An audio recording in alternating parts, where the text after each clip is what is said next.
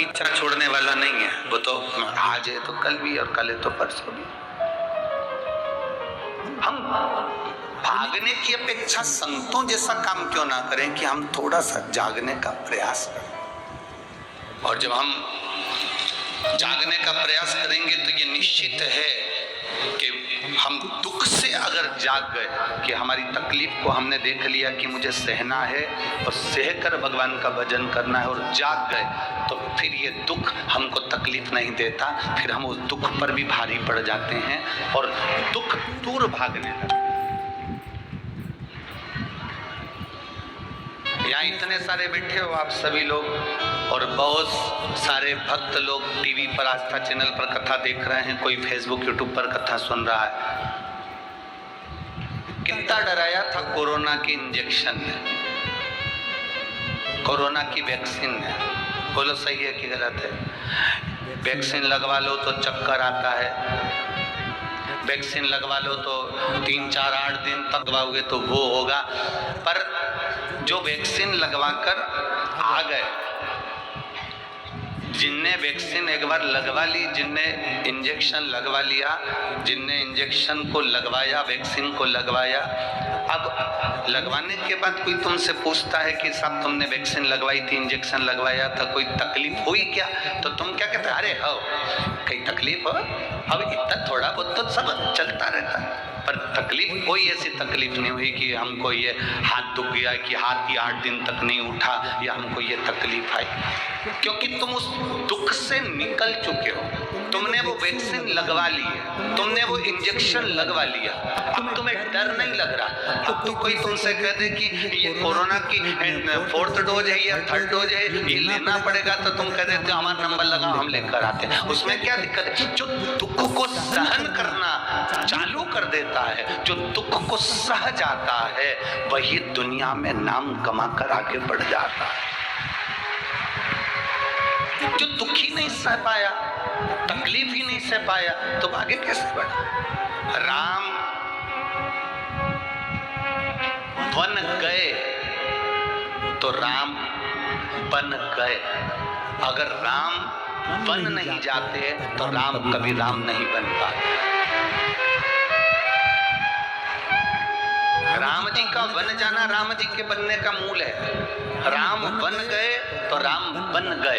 अगर राम बन ना जाते तो राम कभी राम नहीं बन पाते। उनके बनने का कारण केवल इतना सा है कि उन्होंने संत साधु सन्यासी तपस्वी और ठोकरों को सहते सहते सहते सहते दुख सहते सहते 14 वर्ष निकाल दिए। और 14 वर्ष निकाल कर उनसे पूछा जाए कि तुमने इस वन में रहने पर तुम्हें सुख क्या मिला, तो राम जी कहते हैं जो सुख राज सिंहासन पर नहीं, वो सुख मैं जब संतों के दरवाजे पर, साधुओं के दरवाजे पर, ऋषियों के दरवाजे पर गया तो वो सुख मुझे प्राप्त हुआ,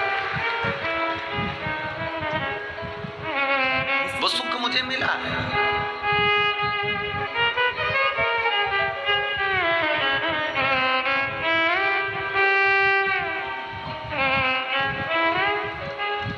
जो दुनिया में कहीं सुख नहीं, वो सुख परमात्मा के चरणों में।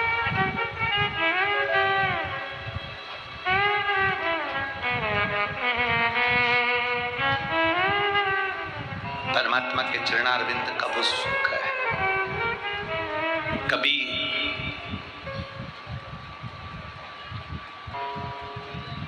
एकांत में बैठकर शिव जी के मंत्र जाप को, ओम नमः शिवाय हो, चाहे नमः शिवाय हो, चाहे श्री शिवाय नमस्तुभ्यम हो, चाहे राम नाम हो, चाहे हरि विठ्ठल हो, चाहे कृष्ण नाम हो, चाहे तुम जो नाम जपते हो, हम तुम पर कभी दबाव नहीं दिए कि तुम्हें ये नाम जपना पड़ेगा, तुम्हारी मर्जी। जब तुलसीदास जी ने रामचरितमानस में नहीं लिखा कि तुम ये नाम जपो, तुलसीदास जी ने रामचरितमानस में लिखा कि कलयुग में तुम राम नाम जपना, ये तुलसीदास जी ने नहीं लिखा।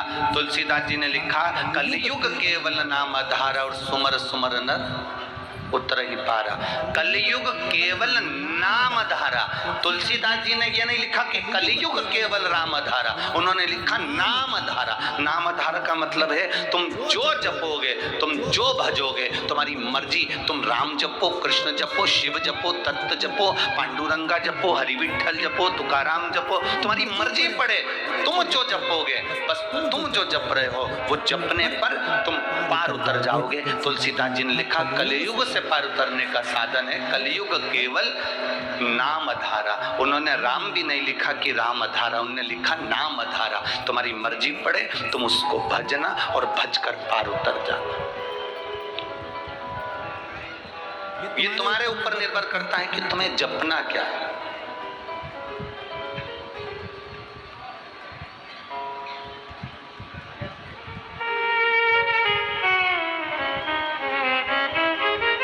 महाराज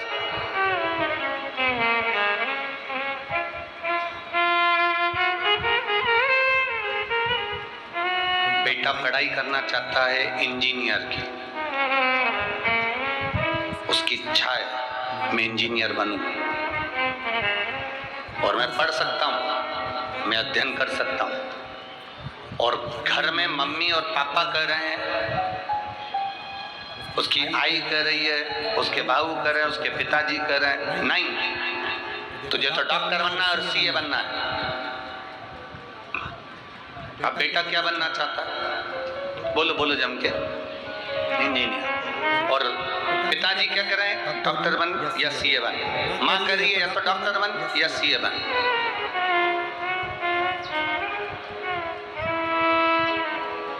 बेटा चाहता है मैं इंजीनियर बनूं और घर के लोग चाहते हैं कि ये डॉक्टर बने, ये सीए बने।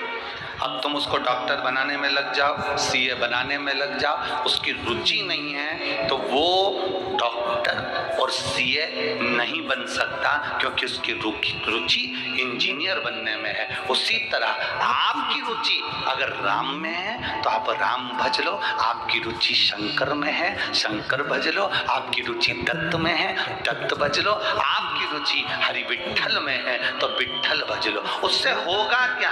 अगर वो इंजीनियर की पढ़ाई अच्छे दिल से कर लेगा तो एक अच्छी पद पर जाकर बैठ जाएगा।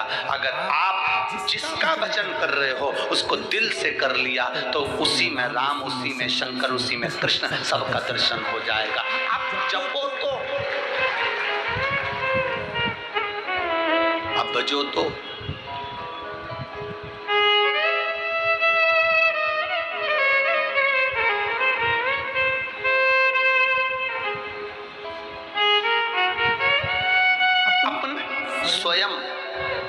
हम स्वयं अगर मंदिर तक नहीं जा सकते, हम कई बुजुर्ग माताओं से कहते हैं, माताएं कहती हैं गुरुजी आप हमें मंदिर जाने का कहते हो, पर तो बात इतनी सी है गुरुदेव कि हम मंदिर जाने का विचार तो कर लेते हैं, हम मंदिर जाने के लिए तैयार भी हो जाते हैं, पर गुरुदेव बात इतनी सी है कि शरीर से चला नहीं जाता तो और मंदिर भी दूर पड़ता है, तो हम करें तो करें क्या?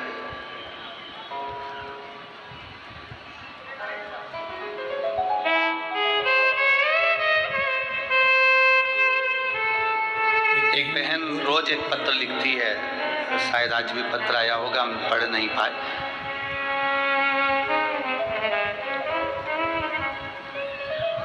वो उस पत्र में लिखती है कि गुरुजी हम जिस गांव में रहते हैं उस गांव में हम शंकर जी के मंदिर जाते हैं, उस गांव में हम शिव जी के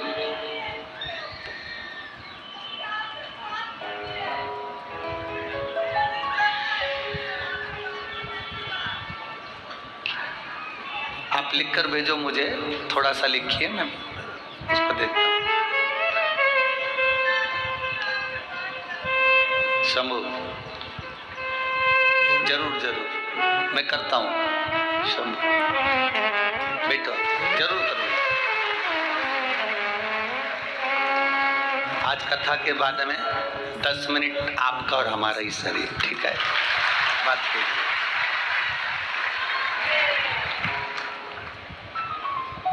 एक माँ ने लिखा कि गुरुदेव हम जिस गांव में रहते हैं वो गांव के सेठ जी ने मंदिर बनवाया है शंकर जी का, और हम उस मंदिर में अगर जल चढ़ाने के लिए जाते हैं तो वो बहुत अपशब्द कहता है। हमारे चक्कर में उसने भगवान को भी ताले में बंद कर दिया कि कोई जल ना चढ़ा।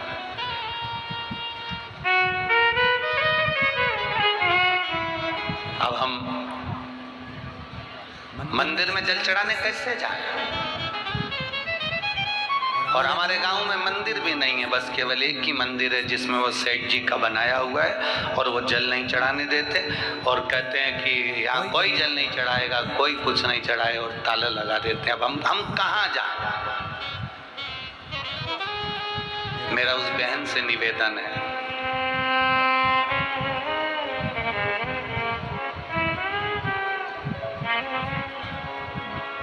डाकघर एक होता है, बोलो सही है?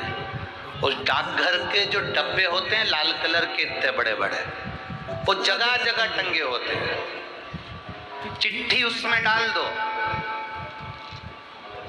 तुमने डाकघर में जाके चिट्ठी नहीं डाली है, तुमने चिट्ठी उस डब्बे में डाली है। चिट्ठी तुमने जाल ना भेजी, डब्बे में डाली थी, गई कि नहीं गई? अरे बोलो तो जम के, गई ना। थोड़ा पहुंचने में समय लगा, डाकघर डायरेक्ट जाते, चिट्ठी देते तो जल्दी पहुंच जाती, पर तुमने वो डब्बे में डाली तो थोड़ा पहुंचने में समय लगा। अगर डाकघर बंद है तो निवेदन है, बेलपत्री का पेड़ वो डब्बा है जिसमें जल चढ़ाने से महादेव तक पहुंच जाता है।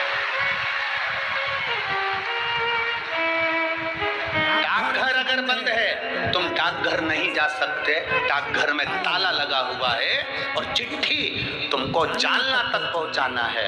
अगर तुम्हें तुम्हारे जल को महादेव तक पहुंचाना है तो तुम चाहे पीपल का वृक्ष हो, चाहे बड़ का वृक्ष हो, चाहे बेलपत्री का वृक्ष हो, चाहे जो वृक्ष हो, उसमें तुम उस परमात्मा को याद करो और दिल से कहो मेरा शंभु, मेरा शंकर। पीपल के नीचे जल चढ़ाना तो कहना पिपलेश्वर महादेव, बड़ के नीचे जल चढ़ाना तो बटकेश्वर महादेव, बेलपत्री के नीचे जल चढ़ाना तो हर हर महादेव। तुम जहां जल चढ़ाओगे मेरा शंकर उसको स्वीकार कर लेगा, भले तुम डाकघर जाओ मत जाओ। अगर कोई मंदिर में ताला लगा रहा है, ये तो सोचने वाले को सोचना चाहिए कि मंदिर खाली पड़े हुए थे, जिन मंदिर में कोई नहीं जाता था, आज कम से कम ये सनातनी जाकर मंदिर तक तो जा रहे हैं। ये तो उनको सोचना चाहिए जो मंदिर में ताले लगा रहे हैं, जो मना करते हैं कि पानी मत चढ़ाओ, जल मत चढ़ाओ, ये मत चढ़ाओ, वो मत चढ़ाओ। ये उनको सोचना चाहिए कि कम से कम सनातनी जागा है, मंदिर तक तो आ रहा है और तुम उसमें भी क्लेश करो। तो मेरा निवेदन है, तुम्हारे घर के पास में तुम जहां, और मेरी बुजुर्ग माताओं से निवेदन है, नहीं जा सकती तो तेरे घर में जो गमला हो उस गमले में भी थोड़ी सी मिट्टी को ऊंची करना और उसको जल चढ़ा देना और वापिस पानी में हो गया मेरा शंकर का गुणगान। अगर मंदिर में तुम्हें जाने से मना ना करें तो तुम मंदिर जाओ, देवालय जाओ, शिवालय जाओ, और अगर मना कर दें तो फिर अपना भगवान की भक्ति जहां बैठकर करोगे वो स्वीकार करेगा, स्वीकार।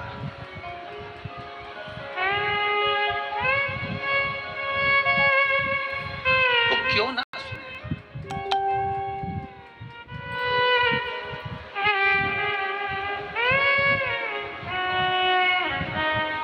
चीटी मंदिर जाती है, झिंगुर, जुआ, अरे बोलो तो जम के, हिरण, हाथी। जरा विचार करिए, श्रीमद् भागवत पढ़ी है आप लोगों ने?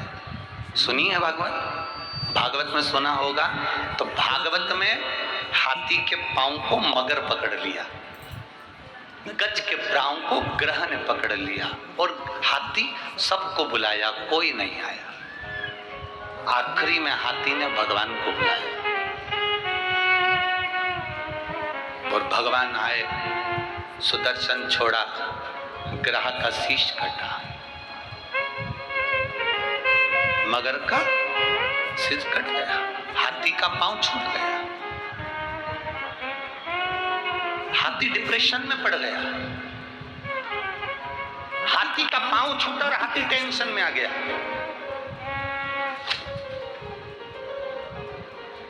अब जरा विचार करिए, आपने तो भागवत जी में सुना था कि हाथी का पांव छूटा और हाथी का भगवान ने कल्याण कर दिया, मगर का सिर कट गया, ग्रह का शीश कट गया, ये श्रीमद् भागवत में लिखा है। पर आप कह रहे हो गुरु जी की हाथी डिप्रेशन में आ गया, हाथी टेंशन में आ गया। टेंशन में आने का कारण क्या था हाथी का?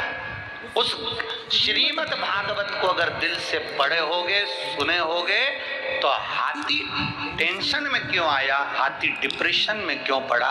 हाथी ने भगवान विष्णु को जो देखा, नारायण को जो देखा, तो हाथी ने कहा प्रभु मुझे ये आपने जो करा ये मुझे पसंद नहीं आया। तो भगवान ने पूछा क्या पसंद नहीं आया? भगवान, हाथी कहता है पांव मेरा फंसा था,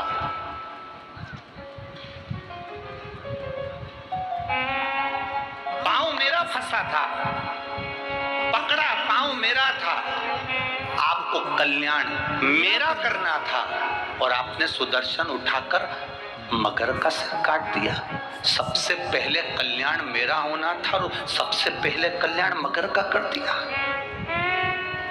पहले कल्याण मेरा होना था और आपने कल्याण मगर का कर दिया, उसको परम पद दे दिया और मैं हाथी पड़ा ही हूं। भगवान नारायण ने कहा रे हाथी, तू मुझे भज रहा था, तू मेरा भजन कर रहा था और वो मगर तेरे पांव को पकड़ा था। भजन करने वाले का जो पांव पकड़ता है सबसे पहले वो तरता है।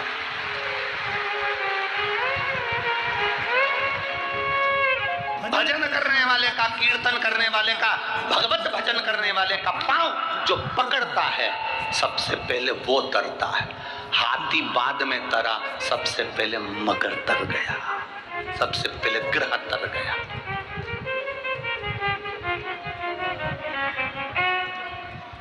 ये तो बाद में तरा है, हाथी तो बाद में गया परम धाम पर, पहले मगर गया, पहले ग्रह गया, क्योंकि उसने चरण हाथी का पकड़ा था और वो हाथी जो भगवान को पुकार रहा था। आपसे भी निवेदन है, जो भगवान की भक्ति में डूबा हुआ हो, भजन में डूबा हुआ हो, मंत्र जाप में डूबा हुआ हो, नाम जाप में डूबा हुआ हो, नाम स्मरण में डूबा हुआ हो, उसके चरण आप अगर पकड़ कर रखे हो तो निश्चित है सबसे पहले कल्याण आपका होगा, फिर कीर्तन वाले का, फिर भजन वाले का। पकड़ लो हाथ गिरधारी, नहीं तो डूब जाएंगे। हमारा कुछ ना बिगड़ेगा, तेरी शान जाए। जब हम कल यहाँ से जा रहे थे तो कोई यहाँ पर कह रहा था गुरुजी आपने सुबह 8 बजे से कथा रख दी, पुणे के लोग तो 9, साढ़े 9, 10 बजे तक जागते हैं और फिर ऑफिस जाने की तैयारी करते हैं, बच्चों को स्कूल भेजने की तैयारी करते हैं। कल कथा में कोई नहीं आएगा। अब जरा अंदाजा लगा कर देखिए, पूरे 7 दिन के रिकॉर्ड तुमने आज तोड़ दिए हैं।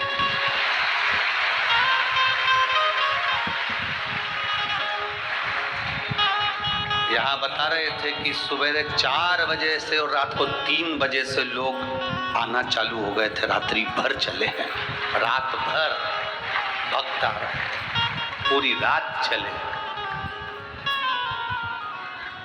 अब पूछा एक बार रामकृष्ण परमहंस जी से, वृंदावन में रामकृष्ण, भारत की भूमि के पहले संत थे रामकृष्ण परमहंस,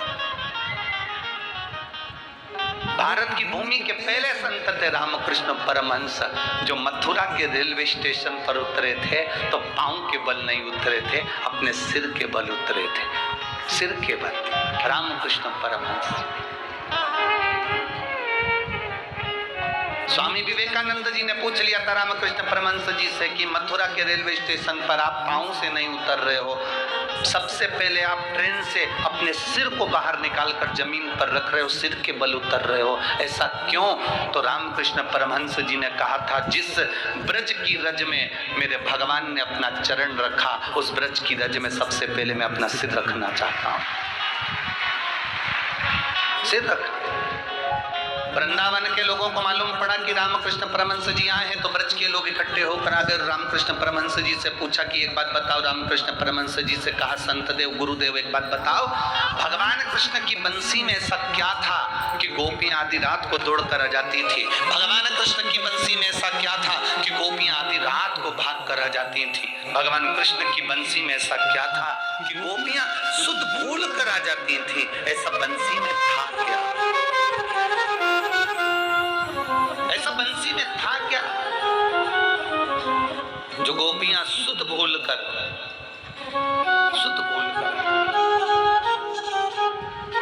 ऐसा क्या है बंसी में?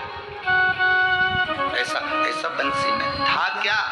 भगवान रामकृष्ण परमहंस जी ने कहा, इसका उत्तर हम देंगे। रात्रि को तुम 3 बजे यमुना जी के घाट पर आ जाओ। 3 बजे रात्रि को लोग यमुना जी के घाट पर पहुंच गए। रामकृष्ण परमहंस जी नहीं गए। 4 बज गई, रामकृष्ण परमहंस जी नहीं गए। सुबह की 6 बज गई, रामकृष्ण परमहंस जी नहीं गए। 7 बज गई, तब रामकृष्ण परमहंस जी यमुना जी के घाट पर गए। लाखों की भीड़ थी।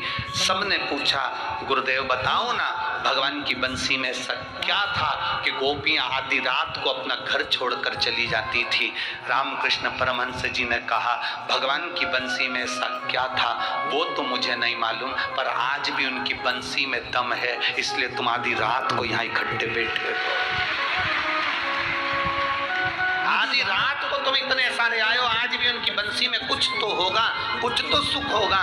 अर्थात शिव महापुराण की कथा में कुछ तो होगा। जो लोग रात्रि को 2 बजे, 3 बजे, 4 बजे, 5 बजे, 6 बजे कोई समय नहीं देख रहा, चले भगवत भजन की ओर, कुछ तो होगा। और वो क्या है शिव भगवान की इस कथा में, क्या है शिव महापुराण की इस कथा में, वो तो वही जानता है। पर ये निश्चित है, खाली न जाता कोई दर से तुम्हारे, खाली न जाता कोई दर से तुम्हारे, मैं भी खड़ा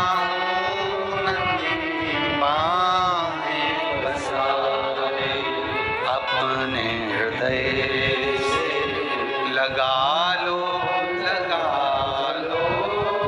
गिरा जा रहा उठा लो, भोले अपने दर से अब तो न टालो, गिरा जा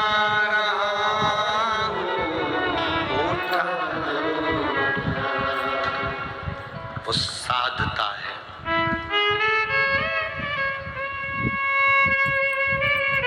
आज कथा का विराम दिवस है। मेहमान जाते हैं, मेहमान 10-15 दिन तक रहते हैं, तब तक अपने घर के बच्चों को 500 रुपए नहीं देते हैं। तुम्हारे यहाँ पुणे के मेहमान देते हो रोज 500 का नोट, तो बात दूसरी है। तो ऐसे मेहमान हमारे यहाँ भी भेजते हैं। मेहमान 15 दिन घर में रहते हैं, अपने घर के बच्चों को रोज 500 रुपए नहीं देते हैं, पर मेहमान जिस दिन जाता है उस दिन देखकर क्या, बस शिव महापुराण भी ऐसी ही है। 7 दिन तक मेरा कुबेर भंडारी इस पुणे नगर में आया, शंकर भाऊ कथा करवा लिए, जगताप परिवार कथा करवाया, आप सबने सुना। आज पिता जब जा रहा होता है तो अपने घर के पोता पोतियों को टॉफी देकर जाता ही है, कुछ देकर जाता है। जाए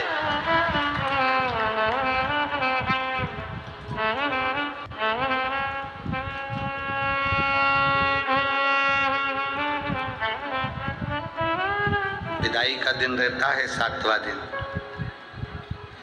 और खुशी का दिन भी होता है 7वां दिन, क्योंकि स्वरूप में मिलते हैं।